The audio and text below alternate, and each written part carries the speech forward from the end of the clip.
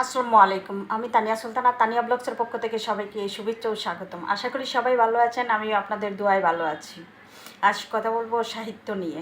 সাহিত্যিক যারা আছেন, যারা গল্প, কবিতা, উপন্যাস এবং সুন্দর সুন্দর কবিতার ছড়া আমাদেরকে উপহার দিয়ে থাকেন, তাদেরকে ২১শে বইমেলা আসলে দেখি যে ওখানে প্রাণবন্ত হয়ে ওঠে আমাদের চট্টগ্রামের কিংবা সারা দেশের যারা কবি আছে তারা জাগ্রত হয়ে ওঠেন।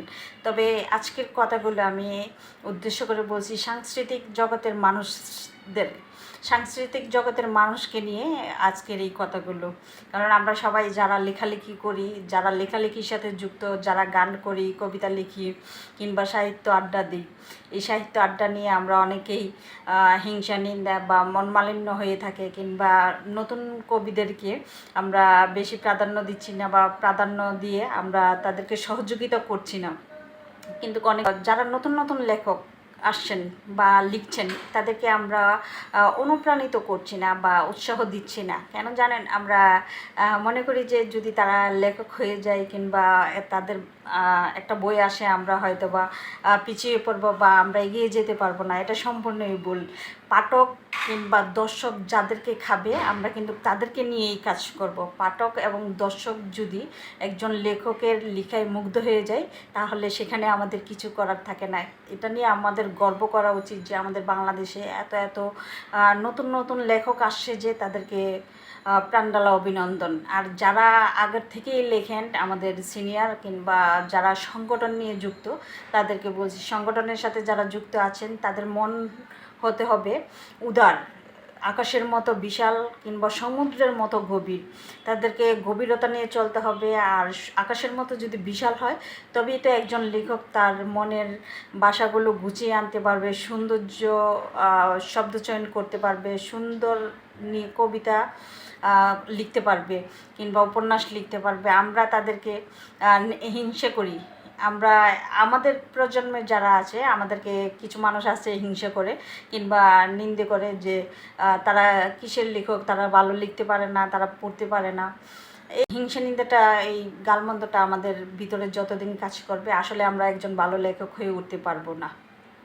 আর ভালো লেখক হয়ে উঠতে না পারলে কিংবা ভালো গান, একজন শিল্পী যখন গান করে তখন মন থেকে, প্রাণ থেকে সে উজাড় করে গানটা করে। সেই গান, একজন শিল্পী যখন গান করে সেই গানটাকে চর্চা করে, গানটা চর্চা করে তখনই গানটা দর্শকদের সামনে উপস্থাপন করে এবং দর্শক মন মাতানোর মতো গান করে। আর একজন শিল্পীর সার্থকতা এখানেই, যখন দর্শক তাকে চাইবে, দর্শক তাকে পছন্দ করবে। একজন কবিও বা একজন লেখক যারা আছেন তাদেরকেও কিন্তু সেম, যাদের লেখা পাঠক পড়বে কিংবা দর্শক পড়বে, দর্শক পাঠক যারা সব মিলিতভাবে যখন আপনার লেখাটা পড়বে, যখন আপনার ভালো লাগবে, তখনই কিন্তু আপনার একটা আপনার সার্থকতা, আপনি তখনই বুঝবেন যে আপনি সত্যি একজন লেখক হয়ে উঠেছেন। বেশ কয়েক বছর আগে 2018-তে যখন আমার একটি ছোট গল্পের বই বের হয়, সেই গল্পের বইয়ের মধ্যে আমার গল্পের বইয়ের নাম ছিল অনুভূতি। তো আমি মাঝে মাঝে মন খারাপ করতাম যে আমি কার জন্য লিখবো, কে আমার বই কে নিবে, আমার বই কে পছন্দ করবে। তখন ইন্ডিয়া থেকে আমার এক ভাই আমাকে অনুপ্রাণিত করতেন, তোমার জন্য যদি একজন পাঠক তোমার লেখা পড়ে, তুমি সেই পাঠকের জন্য লিখবা, তুমি সেই পাঠককেই তোমার লেখাটা উপস্থাপন করবা, সেই পাঠককেই তুমি তোমার লেখাটা তুমি ওই পাঠকের জন্যই লিখবা। সো এইভাবেই আমাকে বুঝিয়ে এনেছিল বা অনুপ্রাণিত করেছিল। সেই জন্য আমি অনেক অনেক কিছু আপনাদের জন্য পেপার, পত্রিকায় কিংবা পেপার নিয়েও কাজ করি। আর উপন্যাস, গল্প, ছোট ছোট গল্প নিয়ে মাঝে মধ্যে লিখি এবং ছোট ছোট নাটক তৈরি করছি। আলহামদুলিল্লাহ, আপনাদের সামনে আসবে। কিছু আগে প্রচার হয়েছে কিংবা কিছু প্রকাশ করব। আর আপনারা যারা আমাকে উৎসাহ করছেন, অনুপ্রাণিত করছেন, তাদেরকে অসংখ্য অসংখ্য কৃতজ্ঞতা এবং শ্রদ্ধা, ভালোবাসা সবার প্রতি।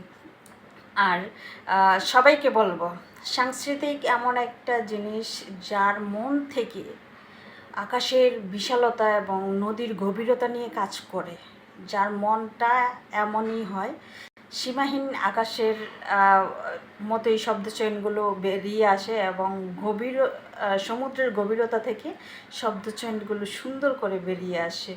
তো একজন মানুষ যখন সাংস্কৃতিক চর্চা করে কিংবা লিখে বা গান করে, সবটাই মনের অনুভূতিটা প্রকাশ হয়ে যায়। আমার কথাগুলো যদি মানুষের খারাপ লেগে থাকে তাহলে আমার কিছু করার নেই, কারণ আমি দেখতেছি যে কিছু সংগঠনের মানুষকে অনেক হিংসে করে, মানুষকে অনেক নিন্দে করে, আর এই নিন্দের থেকেই আমার এই আজকের ভিডিওটা। তো সবাই ভালো থাকবেন, সুস্থ থাকবেন, আল্লাহ হাফেজ।